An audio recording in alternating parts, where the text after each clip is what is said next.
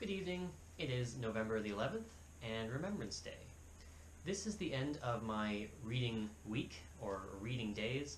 There was originally only 2 scheduled days for reading days, which was Thursday and Friday, but as I was mentioning, professors just kind of dropped classes left and right, and all of a sudden we really only had classes on Monday and Tuesday. So that was nice. However, the Monday that we had in criminal was actually extremely heavy. So you might remember that I was sick the previous week, and I guess I was a little distracted or disorganized, and I actually did the wrong readings for criminal. I actually read the week ahead as opposed to the week that I was supposed to be reading for criminal. It meant I was actually caught completely off guard on what the subject matter actually was, and it was a really heavy subject matter because this was our introduction to sexual assault.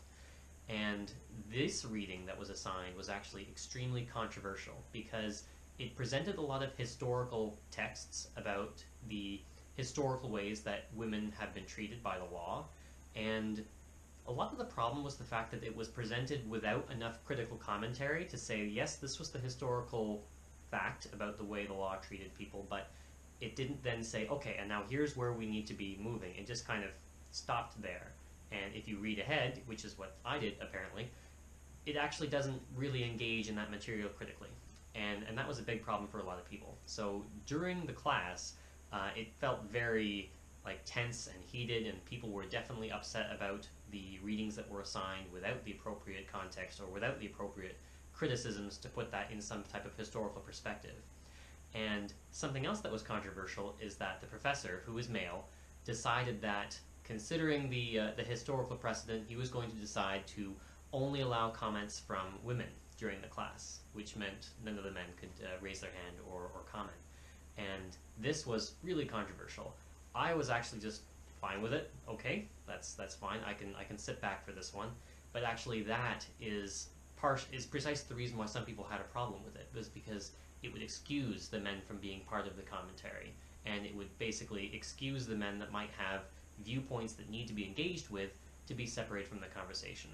And that was a problem for a lot of people. And in fact, just purely coincidentally, our student caucus and legal and literary club reps were going to put together a town hall in the afternoon. And that was just a time to have an open forum, talk about what's happening at LNL, what's happening at the caucus, and just to kind of discuss everything. But before we could get there, there was this mandatory career education session that was scheduled right between criminal and the town hall, and it was mandatory. And it actually would have been a pretty good session had it not been told, this is mandatory, you must go. In the email it even said, if you fail to attend this seminar, you will not be allowed to avail yourselves of this service in the future. So it was a little heavy-handed, and I didn't really appreciate that. Plus, it also was not what I wanted to be doing just then. I kind of felt like I really need to debrief with people after that class. And so anyway, we had it, and then we went into this town hall. And the town hall, we kind of brought up all of the dirty laundry, not just criminal, but everything that's been happening throughout the semester. But it was also just a nice event because there was food, and we just chatted. It was a nice check-in just before everyone would leave for reading week, and that was good. The other thing that happened in the previous week that I didn't even mention was that I wanted to sign up for the negotiation competition, and the negotiation competition is kind of like a moot, except instead of giving a speech, you are being judged on your ability to sit across from another party in teams of 2 and talk about something to get to some type of resolution. And I had the form open on my computer, and I thought, oh, I better make sure I check which preferred email address my partner, Rachel, would prefer. So I closed my laptop and then endeavored to go get the email. And by the time I opened my laptop again to fill out that form, it was full. So I had to get on the wait list. And I thought, oh well, can't win them all, can't get everything, so that was a shame. But actually, this week, I got the email saying, congratulations, there's a spot open for you. You're in the negotiation club for this competition happening this coming Wednesday. And I thought, oh, this is fantastic. In fact, I am looking back, because it worked out, I'm actually glad that I felt like I had to kind of fight for it instead of just registering for it. It made me all the more excited for it now that I had to go through that process of being waitlisted and then being accepted, and when more spots opened up. So that was cool. The way the negotiation is going to work is that both sides have been given a set of common facts. This is what the reality is. and then each team of 2 gets their own private facts. These are the things that you really want, these are the things you're willing to settle for, and this is what we are looking for our desired outcome to be. And I'm really interested to see how this is going to work, because we kind of have to mask our strategy somewhat, to not give away all of our cards or reveal exactly what we're looking for, and that's it'll be a lot of fun, and I can't wait to tell you all about it.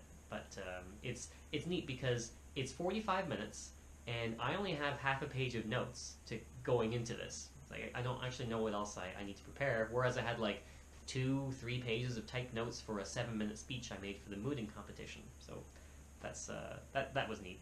In fact, Rachel and I met on campus during reading week to work on it, and unbeknownst to us, at the end of walking out of our room, oh, there's the other team in the room right next to us. Fortunately, the rooms are pretty soundproof, and I don't think either team is interested in trying to snipe what the other team is looking for. But that was still fun.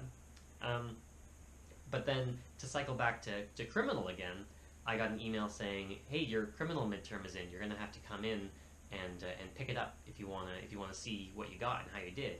And actually, I did do that, because of course I didn't go anywhere for reading week, and I was not sure how this was going to go, because it felt very straightforward. You just kind of drop through the process, and it was separated into 2 questions.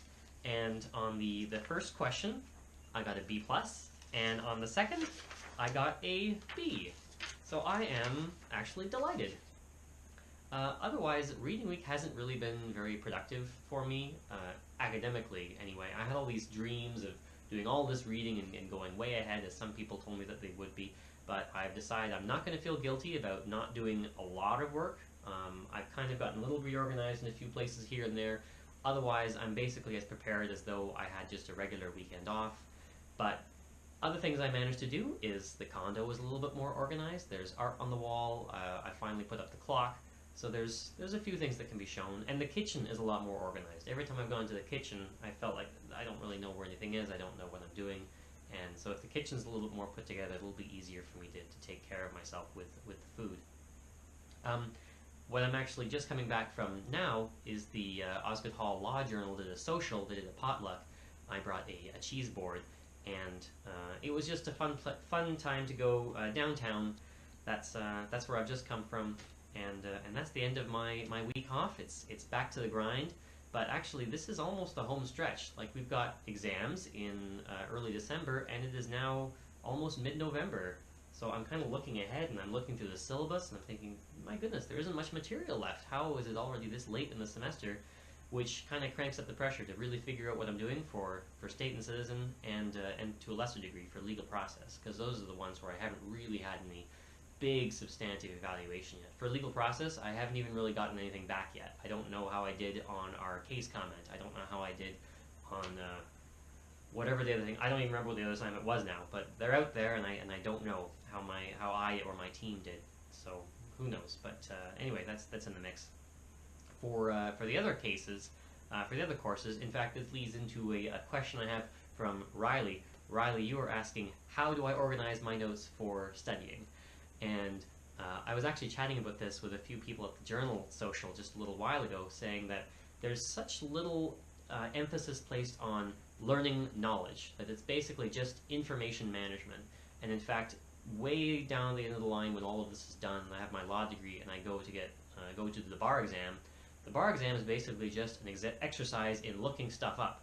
It's like, we recognize you're not going to have learned all this stuff, but we need to know that you know how to look it up. So if you are given something about real estate law, you need to know some statute of limitations for something, you have to know where it is. And so to answer your question about how do I organize my notes, and it's basically all just for the sake of rapid access during an exam. I think I've said before that I need very short summaries. I write things very succinctly, very briefly, because I just need to, at a glance, figure out what is this and what do I need to do. So I organize my notes in a way that if I'm faced with a problem, I'm going to see, okay, what are the steps to do this problem? So I've actually written down, so in torts, the first things that you want to do if you want to find out if someone is responsible, legally responsible for harm to another person, you first have to establish, one, is that person owed a duty of care by that other person, and that is by virtue of the relationship. And then, if there is a duty of care, what is the standard of care based on that relationship? This is what's usually called a reasonable person. And then upon that standard, is that standard breached by the tortfeasor's conduct? And then if it was, then what is the actual causation, both factual causation and legal causation? And that's all. It's basically just looking up a flowchart. And if I could collapse everything into just one giant diagram, I would, because that's all I really need. I just want to know, okay, what is the actual path? What's the execution flow? I still really feel like I'm just a computer scientist at law school. One day there's going to be this flip where I'm going to feel like, oh, I'm not a computer scientist anymore. I'm a law student now, or maybe one day a lawyer. But right now I still just feel like I'm a computer scientist running through something. And actually this flows into something, Randall, you were mentioning in a comment of a video a couple weeks ago, talking about when Blair Noneke came in to, brought a TA in to tell us about legal writing. And it's kind of surprising that that hasn't really happened for us yet. There's an emphasis on clarity, and there's an emphasis on being brief and succinct, but it's not like we've really had that much focus on, this is really how I want you to write. And I think that's because the law school doesn't want to turn us all into producing the exact same type of writing every single time without any differentiation. So that's one part of it. But the people with the science backgrounds in my section, we've all kind of chatted and we're like, yes, it really kind of seems like this is the way that they want us to be writing, something that's more like a science report, or in my case, an executive summary for a client. And speaking of a client, I now have my first client for the Innovation Clinic. And this is really neat because the Innovation Clinic, I've kind of been a little bit stagnant. I haven't been receiving anything, but I had my first call with an Innovation Clinic intake client. And so this is a person that is looking for the Innovation Clinic services.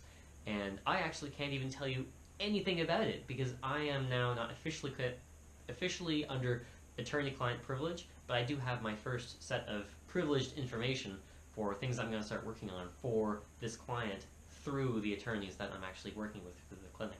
So that's pretty cool. I actually have my own attorney-client privileged information in my head now, and that's really cool. I need to be really careful on how I store and manage that information.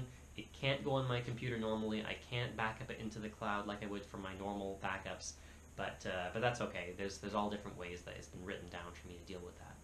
But that was pretty cool. So all of that, I guess, is a pretty long update for what is actually reading week. But as you can probably determine by now, there's always something to do and there's always something to talk about.